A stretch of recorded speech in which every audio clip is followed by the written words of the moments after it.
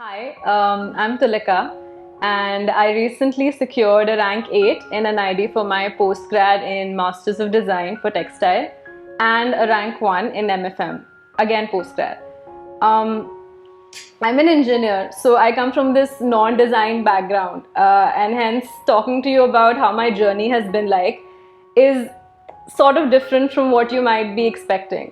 So I did my undergrad in electronics engineering, and while I was in the middle of my second year or third year, I decided that this is probably not what I want to do for the rest of my life.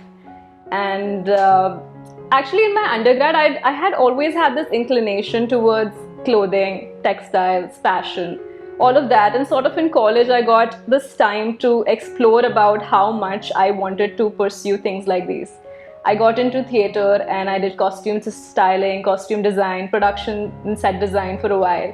After which I really started thinking that maybe electronics and coding and all the things that we associate engineering with, is not what I want to do. And somewhere in the middle of my third year, I remember this one time I just started going back to sketching. Like I'd been I'd been good at art and painting and stuff like that, but sort of with studies and all of that just got pushed aside. And I just started doing it again. Like for no reason, I just opened my laptop and I typed how to draw trees. And I literally have a notebook wherein I've just been doing that. And I think once I started that, I realized like I spent a lot of time just figuring out what I could do after doing engineering. Like where could I find a place wherein I would be able to learn something, I would be able to do this in the future. And I always knew about NID, but when I sort of started getting into it, I realized that, okay, the competition is so tough. There are just about 15 seats, and I knew that if I had to do something, I had to do it like in the span of about 1.5 years, which I had before my engineering got over. And that's when I joined Desizn Circle. And I met some of these teachers wherein it really like sort of helped me establish the sort of a confidence which I really lacked. Because at that time, not coming from a design background sort of hindered me in the sense that I did not know a lot about the design procedure, about what textiles. I love textiles, but how to go about in this field of textiles or apparel was something which I did not know. And coming here, I attended a lot of classes. So I would do classes like every Saturday, Sunday from the morning 10 till 4 continuously. And a lot of times in the weekends, as soon as I would get like a short day at college, or I would bunk classes a lot in college. So thank you to all my friends who put proxies. And I would come here, I would attend classes, especially with NID. One of the major things is that you can't really prepare for an exam like that. Like you can't sit and go like, okay, this is the syllabus, I will finish this and I will clear the exam. What was the basic, and this is one of the major challenges which I faced, because coming from engineering and all the exams that I have been subjected to, they have a very specific kind of a syllabus. Like this is what you need to learn, this is what will come in exam, this is how you will solve it.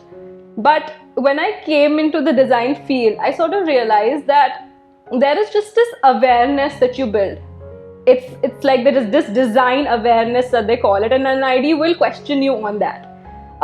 Which basically means when you walk around the streets, what is it that you look around yourself? Like I remember there was this one question in some of the papers or in the sample papers about just what kind of tracks do the cycles make on the puddles.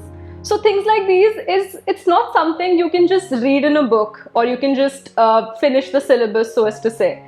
So it's more like, and which to me only came through sketching. Because when I started sketching, apart from drawing like the basic perspectives and human figures, which I was taught everything, I started doing this live sketching sort of a thing. So I would take my notepad, sit in the metro, and I would just sketch whatever I see.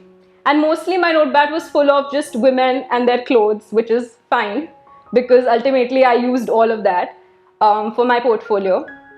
But apart from that, like cars, and I had all these amazing friends who would go with me to some random place and we would just sit and sketch a cycle or just random things. And that is how you sort of start becoming conscious of the things around you. So one of the things which I feel can be a very good addition to while you're preparing is like, instead of like when you'll go, like if you're attending some sketching class or if you're just learning how to sketch on your own, we all take like these big notepads, right, which are like A3 size or A4 size, which are like always hard to carry around.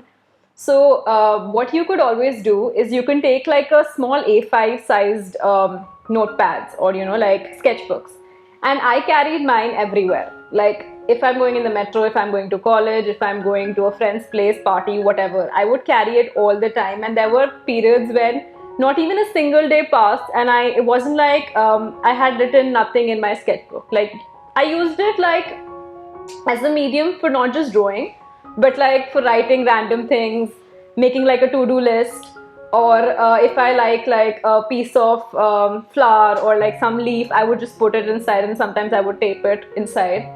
So I don't know about the other design colleges, but especially with NID, they love how rough your work is. Like especially if you're coming from a non-design background, if you have a sketchbook and if you're regular with it, they're gonna ask you questions about it. They're gonna really like the idea that you're doing something every single day because you like doing it.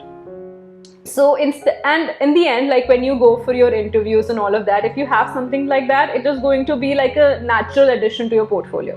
So you won't have to think so much about what to put in my portfolio, because you'll have at least, like I had about 5-6 sketchbooks over the course of a year, I think, which I just took as it is in its rough format for my portfolio round.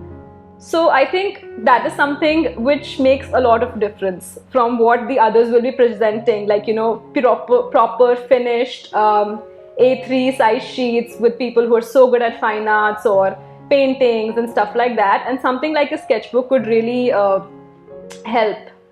And so while preparing for NID, there are like two parts. So one is the sketching part of it, and when I was preparing for my masters, all of the paper patterns had about like a 60% weightage of just MCQs, which had general awareness, GK, current affairs, that kind of a thing, and the 20% was drawing. But now they've completely changed the pattern in the sense like what you apply for during your post-grad. So I applied for apparel and textile, and they will have this one 30-minute paper which is going to have just basic GK, and a 2-hour paper which is going to have things related to your field. So and everything's subjective, so you don't have an OMR sheet anymore. And most of us, we did not know this till the time that we were actually giving our paper, and so we were caught completely unaware. But what really helped us was the fact that because a 2-hour paper was just there for drawing, and if you have sketched even random things, you are able to complete that paper at least to the best of your ability, and not just focus on just the GK part of it. And a lot of people ask me, how did you prepare for GK? And the right answer is, GK is endless. I mean, it is so vast that you can possibly not cover it even in a year, 2 years, 3 years. And the good part was that I would attend like GK classes, and our teacher would give us a very concise kind of a general awareness syllabus.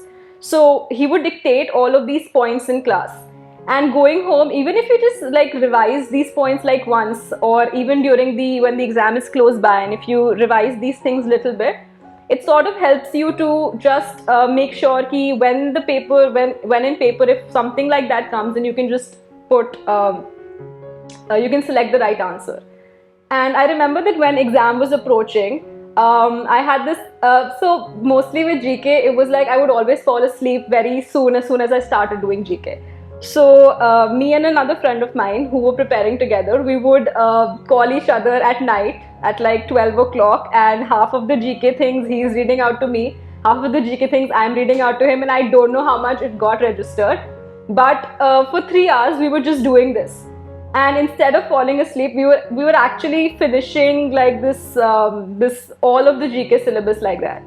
And I think that's with GK, it's better to do it in groups, because if you're just reading GK like a book, you will never be able to register anything in your brain. And you will just immediately feel like you've forgotten it. So we would, I remember like in this room opposite this, we would sit and just quiz each other. Like if nobody feels like studying, it would just be like a random quiz, and we would put on any kind of GK which comes into our minds, and we would just quiz each other on it. Even though the pattern this year, which was the paper that I had given, did not have a lot of current affairs. It was mostly something like logos, and logos which you had probably just seen while you are going back home or when you were surfing the internet. Very basic kind of logos, and still and whenever the paper would come, you would always feel like you've seen this somewhere, but at that point you would not know where you've seen it or what it is about.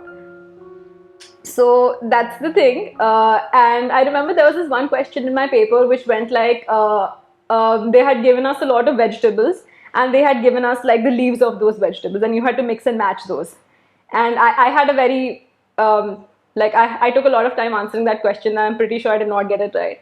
But like things like these, like just basic awareness, I think NID is focusing on that a lot now, instead of doing it just on GK. So my suggestion is, when you're doing GK, you're doing questions which are very observation based, which somebody can just do it while if they're observant enough.